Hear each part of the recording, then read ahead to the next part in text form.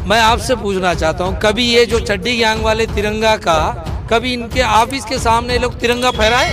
लाल किला 15 अगस्त 26 जनवरी परिंदा पर नहीं मार सकता है।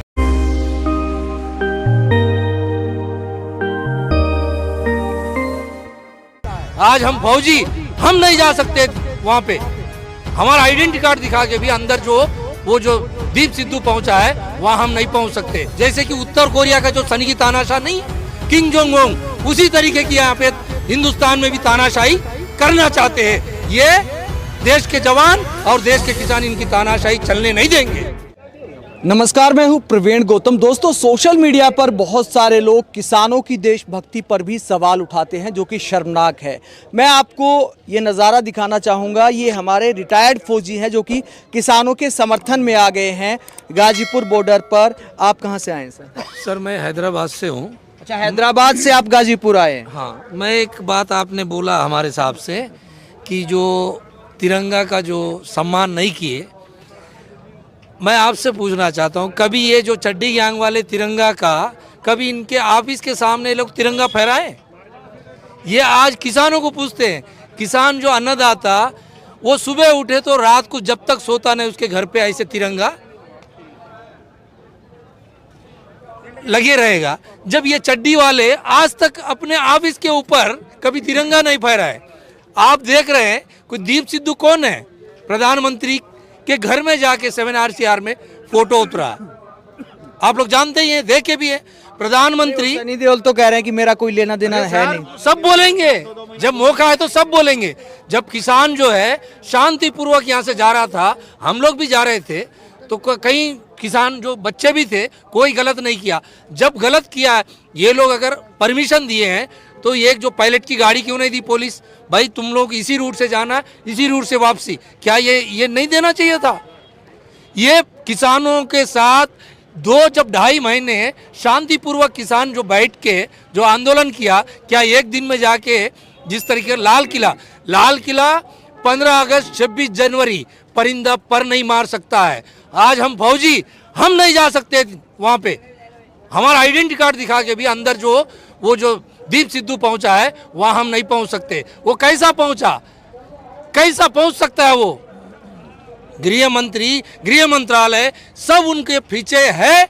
जब भी वो वहां तक पहुंचा किसानों को बदनाम करने के लिए, वो कामयाब हो गए। इसके बाद ये लोग आज किसानों को यहाँ पे आके, जो परसों की रात यहाँ पे किस तरीके से लोग आतंक मचा रहे थे। मीडिया भी कोई मुहिम नहीं चला रहा दीप सिद्धू की गिरफ्तारी के लिए। आज सर जो कुछ है सोशल मीडिया में, आप जैसे जो नौजवान बच्चे जो आके जो किसानों की, ये जवानों की जो बात आगे पहुंचा रहे, अगर ये सोशल मीडिया के ऊपर भी नकेल कसने के लिए लोग इंटरनेट बंद कर दिया, तैयारी कर रहे हैं। आप देख रहे हो कि आज़ादी की दूसरी लड़ाई है ये। अभिव्यक्ति की आज़ादी, उसको भी खत्म करना चाहते हैं लोग। ये चड्डी गैंग वाले, जैसे कि उत्तर कोरिया का जो सनकी तानाशाह नहीं है, किंग जोंग उंग, उसी तरीके की यहाँ पे हिंदुस्तान में भी तानाशाही करना चाहते हैं। ये देश के जवान और देश के किसान इनकी तानाशाही चलने नहीं देंगे। तो आपको क्यों लगा कि हैदराबाद से मुझे दिल्ली गाजीपुर जाना चाहिए? मेरे परिवार, मेरे पूर्वज, मेरे परिवार सब किसान हैं। ये मेरे बाप, ये इतने उम्र के हैं। ये जब ऐसे लोग यहाँ पे आके जब आंदोलन में ये हो रहे, तो क्या अगर मैं नहीं जाता, मेरे बच्चे मेरे से सवाल करेंगे। मेरे पिताजी फ्रीडम फाइटर थे, आज़ादी की लड़ाई लड़े, उनका वंश हूँ मैं। क्या मेरा फर्ज नहीं है? मैं एक हिंदुस्तानी होने के नाते, मेरा किसान यहाँ पे ठंडी में, बारिश में यहाँ पे मर रहा, कई किसान यहाँ पे शहीद हुए। ये तानाशाही, अच्छे तानाशाही आए हिंदुस्तान से, उनकी तानाशाही मिट गई। इनकी भी ये बिगुल फूंक दिए, इनकी भी तानाशाही खत्म है। ये इनका भी बोरिया बिस्तर अभी बांध दिए किसान और जवान मिलके, अभी आने वाले नहीं है, खत्म है इनकी काम। तो पिताजी फ्रीडम फाइटर थे, खुद आर्मी में रहे और अब रिटायर होने के बाद किसान आंदोलन में हैदराबाद से सैकड़ों किलोमीटर का सफ़र करके यहाँ पर आए हैं। 26 जनवरी को जो कुछ हुआ, उसके बाद सोशल मीडिया पर लोग कह रहे हैं ये कैसे किसान है, ये देशभक्त नहीं है, ये अराजकता फैला रहे। तो ऐसी बातें सुनने के बाद आपको कैसा लगा? देखिए, 26 जनवरी को जो कुछ भी हुआ वो बहुत ही शर्मनाक है। और जो है कि देश के लिए भी शर्मनाक है और इस सरकार के लिए शर्मनाक है। एक गलत हुआ, लेकिन किसने कराया ये पूरे देश को पता चल गया, ये किसके द्वारा कराया गया। तो जो सरकार अपने धरोहर की रक्षा नहीं कर सकती है, वो सरकार जो है कि देश की रक्षा क्या करेगी, ये पूरा देश की जनता जान गई। रही बात, उसके बावजूद भी उन्होंने कराने के बावजूद भी उनका मन नहीं भरा। 26 तारीख को होने के बाद कुछ लोग जैसे होता है, त्यौहार खत्म होगा तो सोचे एक आध दिन में घूम कर के आ जाते हैं, तो जैसे गए तो उसके बाद उनके ही आदमी और प्लस प्रशासन भी, जो थोड़ा बहुत आदमी बैठे थे, उनको दबाव बना करके कि मतलब उनको मार कर पीट करके यहाँ से भगा दिया जाए। कौन सी बटालियन में थे आप? सिग्नल में थे। तो ऐसी भी नौबतें आई, लेकिन फिर भी जो एक टूटा नहीं। और फिर और जनता जो गई थी वो भले एक दिन रुकी नहीं, तुरंत भाग करके आई और ज़्यादा लोग भी आ रहे हैं। तो ये आंदोलन टूटने वाला नहीं है, जो भी हथकंडे लगा लें। सर क्या नाम है आपका? सुबेदार मेजर जयप्रकाश मिश्रा, रिटायर्ड, संस्थापक और राष्ट्रीय अध्यक्ष वेटरन्स एसोसिएशन। अच्छा, तो आपने कितने साल देश की सेवा की है बॉर्डर पर? हमने 30 साल की। अच्छा, आप यहाँ किसानों के समर्थन में आए हैं। लोग कह रहे हैं कि जो बीजेपी आईटी सेल वाले हैं या फिर जो बहुत सारे जो किसान आंदोलन के खिलाफ लोग हैं, वो कह रहे हैं कि किसानों ने तिरंगे का अपमान किया है। तो ऐसे लोगों को क्या जवाब देना चाहिए? देखिए, किसानों ने तिरंगे का अपमान नहीं किया, वही तो मैं बता रहा था। इस सरकार ने तिरंगे का अपमान किया है।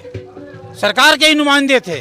अगर सरकार के वो नुमाइंदे नहीं थे तो नुमाइंदों का पता चल गया है। और कोई छोटा किसी का आपका और मेरा मकान नहीं है, वहाँ पर सैकड़ों सीसीटीवी कैमरे लगे हुए हैं, सबका चेहरा नजर आ गया है। जो झंडा लगाया है उसका भी नाम भी पता चल गया, सब कुछ पता चल गया। झंडे लगाने वालों को फांसी दो, बाकी को सजा दो। तो आप पहले से किसान आंदोलन में शामिल है या फिर राकेश टिकैत जी के आंसुओं को देखने के बाद आए? हम तो शुरू से हम हैं, बिल्कुल। अच्छा, शुरू 2 महीना हो गया हमारे को, पहले से ही हम हैं।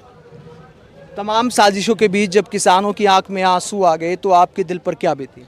जी, उस दिन हम यहीं पे थे। जिस तरीके से सरकार ने लोकतंत्र की हत्या करने की कोशिश की, उन्होंने हमारी बिजली पानी सब काट दिया। और चारों साइड में हम नियर अबाउट 150-200 ही किसान यहाँ पे प्रेजेंट थे मौके के ऊपर। जो सच सामने आया, बीजेपी का जो नेता है यहाँ का, लोकल नेता लोनी का, वो 250-300 गुंडों को लेके, आरएसएस के गुंडों को लेके यहाँ पे हमारे किसानों के बीच में पहुँचा। और उसने यहाँ हमारे साथ में जिस तरीके से मिसबिहेव किया और देश ने उसको देखा, लाइव देखा देश ने, उसके बाद में फिर देश की जनता को पता लगा कि सच्चाई क्या है। वो तो अभी धमकी दे रहा है विधायक तो कि 24 घंटे में खाली करा देंगे अगर पुलिस के बस के ना हो तो। जी, ये आरएसएस के गुंडे हैं, लेकिन इनको मैं बता दूं कि देश का जवान किसान है। ये किसी भी ताकत से अगर आप इसको दबाने की कोशिश करोगे, दबाने से नहीं दबेगा, ये दबाने से तो और मजबूत होगा। इसको प्यार से ही हैंडल किया जा सकता है, दबाने से नहीं होगा।